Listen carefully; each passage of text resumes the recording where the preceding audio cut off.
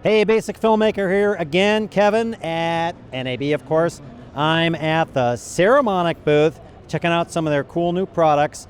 I have Jessie here with me, and he's going to go over some of their really neat integrated stuff that kind of surprised me. Why don't you tell us what you got this year? Hey guys, I've got actually quite a few new things this year, but probably the biggest thing that we've come out with is an expansion to our Umic9 line. So the Umic9 in its package that does very well for us is a 2-channel UHF kit. There's 96 channels per side, but you can use 2 transmitters to 1 receiver, which gives you a bit more flexibility when doing interviews and podcasting and things like that. So with the success of that line, we decided to grow that family a little bit, grow that family of products a little bit. So we have handheld transmitter, XLR transmitter, belt pack transmitters, and I know that Kevin has done a review on this in the past. And this is the Umic9 unit. That's correct. That's okay. The receiver for the unit. Okay, good. So what happens here? So we've expanded the receiving capabilities of the system to now go through to an XLR receiver. So if you wanted to use the Umic9 system with your Cinecam and go directly into your XLR input, you're able to use this new RX XLR9 to be able to go directly into XLR and then, of course, receive your transmitters. In this particular case, it has the banks or the channels of A and B, which means that you can use 2 transmitters, but it sums those 2 transmitters to a single channel to come out to 1 XLR.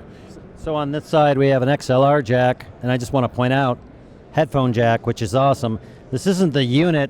If you take it off, it's not this big plate. You can mount camera top mount it or however you want to mount it using this unit. It's just from here up, right? That's correct. The unit reciprocates, so you can move it out of the way into different positions. It runs on 2 AA batteries or on a USB power pack, and that is correct that it does have a headphone output that's built into here as well. It also comes with a great new unique ring shock mount, so if you want to use it for your DSLR or mobile devices, and it comes also with an XLR to TRS cable so that you don't always have to use it with your XLR. So out of the box you can adapt it to your DSLR or mobile devices. So if I'm sitting here with here's a Umic9, and I'm transmitting.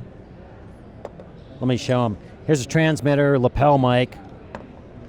I may have another unit, we'll talk about this in a minute, which is also doing some transmission, XLR jack. We're basically running into this wirelessly. Range? That's correct. Range is about 330 feet or 100 yards. That's line of sight, of course. That's pretty typical for a UHF kit. In here today at this trade show, we're finding that we've got some really excellent reception. Some of the digital kits in the 2.4 gigahertz range have been having some trouble, but the UHF kits have been functioning great. Yeah, I mean, 300 yards, it's 300 feet, it's a football field.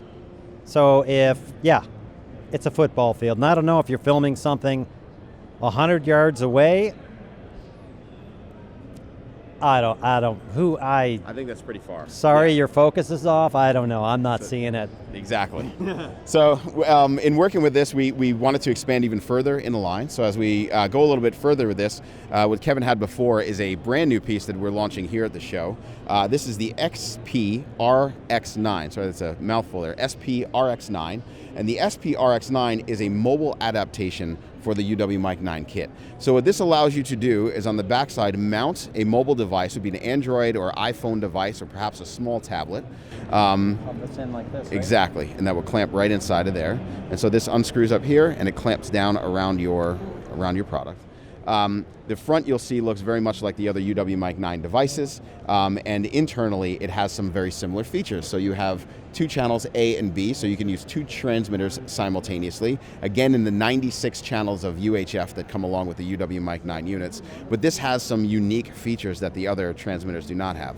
One, it has a rechargeable battery, internal lithium ion. That internal lithium ion can also power an XLR, so it comes along with a mini XLR to regular size XLR cable, so you can power even this microphone that Kevin's using right now. So it has phantom power. You can deliver phantom power. 48 volt phantom power to your units. You also have 2 external mic inputs here, so input 1 on the right and input 2 on the left. Underneath that you have your 3.5 millimeter output, which would go to your camera, and on the back side you've got a digital output for USB audio, You've got the charging cable for a DC 5-volt and a headphone output that's built into the unit. So this thing really has all of the bells and whistles that you can fit into a receiver for wireless gear, and again, receive 2 channels or 2 transmitters at the same time. So theoretically, since you know about this and I don't, I could theoretically, let me rephrase this. How many mics can I run through this at one time? Technically speaking, you can get about 4 mics that run through at one time, but when you look at what you're getting out of your camera, your digital device, you really only get 2 outputs, a left and a right. So you'll only be able to control 2 sides. So in theory, you can get many mics into it, but in being practical, you'd want to only have 2 mics that are running simultaneously, so you have control over those pieces of audio. But the beauty of this is options. I have 2 possible wireless going on, or I have 3.5 going on, or I have possibly adapted XLR going on, I have phantom power going on, I have battery powered going on, lithium ion batteries, right? That's right. I got battery power going on, I got DC voltage going on, possibly in the wall if I need it, etc., etc., etc., etc. Now the good thing about this is that I see, at least for people who have seen me do these reviews, is this unit, if you already have these, you're done. That's correct. They all work together. They're all part of the same family. You simply sync them up the way you would sync them up out of the box with the other transmitters, and you can use any of the Umic9 transmitters with this kit. So we have 3 different receivers now. The regular 2-channel receiver that comes in with the belt pack. We have the mobile receiver here in the SP-RX9, and then now we have the XLR receiver in the XLR9. Excuse me. Can all be used with the transmitters from the Umic9 kit. Now, also with the mobile device, it comes as a kit with a stabilizer, an all-metal device that allows you to clamp down onto the phone to hold it nice and steady, and then on the top, a cold shoe mount, so if you wanted to mount a light or some other fixture to this, you can have that up there as well. So setting up an interview couldn't be easier than having this kit with 2 transmitters, a light, and your iOS or Android device, and you basically got yourself either a podcast or an interview. So you're mounting your phone on this, you're running your transmit. Yeah, I get that. Yeah. That's really cool. Streaming out, to stream live. That's really cool. Because it really, oh yeah. Yeah. Stream live from your phone, of course. Exactly. You could stream straight to YouTube, you could stream straight to Facebook, whatever you're doing with this one unit. Quite easy. That is really cool. Again, that's really cool. And the thing I do like, I'm going to check out in a minute, and of course I'll shoot some B-roll for you guys so you can actually see these as a little far away. The thing I do like is they've had their wireless transmitters hooked up all day. I brought their XLR on recorder. I was afraid of being at NAB with, there's a lot of wireless stuff going on here. Apparently, they've had their wireless stuff going all day with no problem. No problem at all. Yeah, the UHF stuff tends to do very well in this environment. Because there's so many Wi-Fi devices in here, 2.4 gigahertz tends to suffer a little bit. So you may find some digital distortion, basically, or things that are added, artifacts as it may be, to your 2.4 gigahertz signal, but not in the UHF range. They've done very well in here.